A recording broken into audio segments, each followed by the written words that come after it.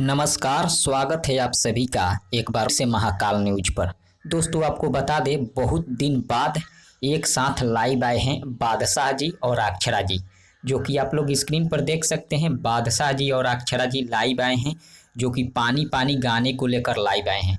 उसका आवाज़ मैं नहीं सुना सकता हूं क्योंकि ये लोग बैकग्राउंड में म्यूजिक बजा रहे थे, इसलिए मैं नहीं सुना सकता हूं क्योंकि कॉपीराइट क्लेम आ जाएगा।